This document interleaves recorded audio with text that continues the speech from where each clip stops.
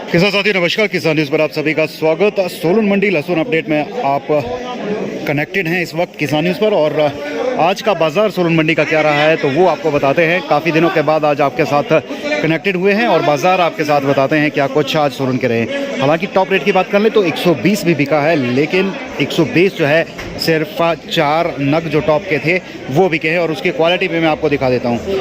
ये लहसुन है जो 4 कट्टे थे, ये 120 बिके हैं। एकमात्र लौट रहा है जो 120 तक पहुँचा है, और इसके अलावा जो एवरेज बाज़ार है वो 110 तक रहे हैं। 100 से 110 112 तक जो है वो आज सोलन मंडी में लहसुन देखने को मिला है। और सिर्फ एक लॉट जो हमारे सामने बिल्कुल पड़ा है, साइज़ देखिए आप इसका और क्वालिटी देखिए, काफ़ी बेहतर, काफ़ी बड़ा साइज़, A4 से भी ऊपर का साइज़, और ये बिका है 120 रुपये प्रति किलो। और बाकी के माल जो है वो बिके हैं 100 से 110 112 के बीच में। और वहीं मीडियम की बात कर लेते हैं तो मीडियम माल जो है वो आज बिके हैं 60 रुपये से लेकर, क्योंकि हल्के भी थे तो 60 रुपये से लेकर, और जो बहुत अच्छा मीडियम था वो जो है 96-97 रुपये तक भी मीडियम माल बिका है। लेकिन वही है, गिना चुना 96-97 तक। बाकी मीडियम का एवरेज बास्केट जो है वो 80-85 तक का रहा है आज। और बात कर लेते हैं गोली की, तो गोली जो है वो गोली और खिला हुआ माल वो 25 रुपये से लेकर, और अच्छी क्वालिटी की गोली थी तो वो जो है वो 60 रुपये तक भी बिकी है। तो ये आज के सोलन मंडी के जो है लहसुन के बाज़ार थे। और बात करें साउथ की और दिल्ली की, तो वो अपडेट हम आपको जो है पिछले कल वीडियो में अपडेट कर चुके हैं कि बाज़ार जो है वो क्या रहे हैं। लगभग दिल्ली के बराबर का ही बाज़ार आप देख सकते हैं यहाँ पर जो है वो सोलन में देखने को मिला है। जितना मार्केट दिल्ली में मिल रहा है उतना ही सोलन में भी मिल रहा है। तो फ़र्क अगर हम डिफरेंस की बात करें तो इसमें डिफरेंस जो है वो देखने को यही मिलता है कि यहाँ पर जो है 1 किलो की काट कटती हैं सोलन मंडी में, और दिल्ली में बात करें, दिल्ली में जो हमारे आड़ती जिनसे हम संपर्क करते हैं वो बताते हैं किसी तरह की काट नहीं काटी जाती है। तो रेट की बात करें तो रेट लगभग वहीं बैठ जाता है।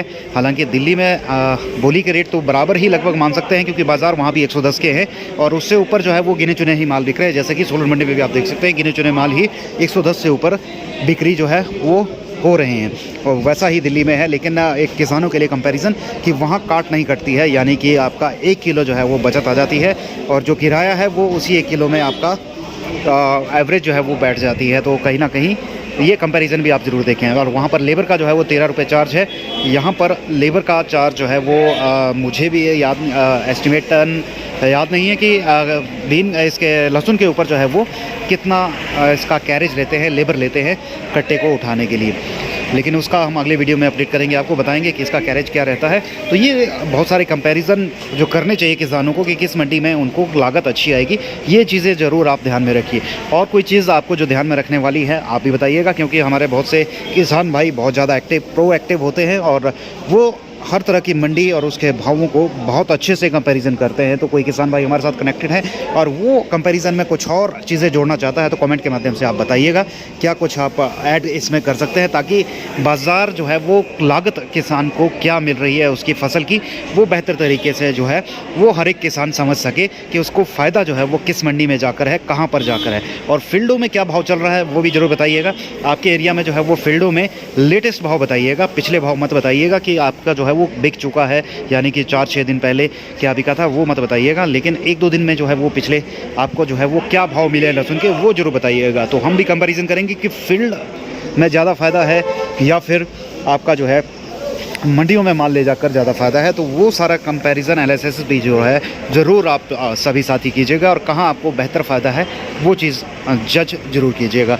तो फ़िलहाल भाव अच्छे हैं, बाज़ार अच्छे हैं, लेकिन हाँ ये ज़रूर है कि इस बार जो है वो किसानों ने जब फसल को लगाया था खेतों में उस दौरान बीज काफ़ी महंगा लिया है, तो उसके मुताबिक शायद किसानों को जो है ये रेट वारा ना खाते हैं, और इसी वजह से जो है मंडियों में आवकें जो है वो इतनी अधिक देखने को नहीं मिल रही है। हालांकि एक वजह ये भी रहती है कि मौसम की मार ज़रूर पड़ी है, लगातार बारिशों का दौर चल रहा है, गर्मियाँ इस बार जिस तरह से होनी चाहिए उस तरह से नहीं है। वजह यही है कि हर 10-15 दिन बाद जो है वो बारिशें चल रही हैं, और इस वजह से जो है वो लहसुन को ड्राई करने में भी किसानों को काफ़ी दिक्कतें जो है वो आ रही हैं। और एक चीज़ का ध्यान जरूर रखिएगा किसान साथियों कि मुंबई में जो है वो मानसून की आवक हो चुकी है, और जैसे ही पिछले कल मुंबई में जो है वो मानसून पहुंचा, पिछले कल या परसों रात को मानसून पहुंचा, तो बहुत ज़्यादा बारिश, बहुत ज़्यादा नुकसान जो है वो हुआ है।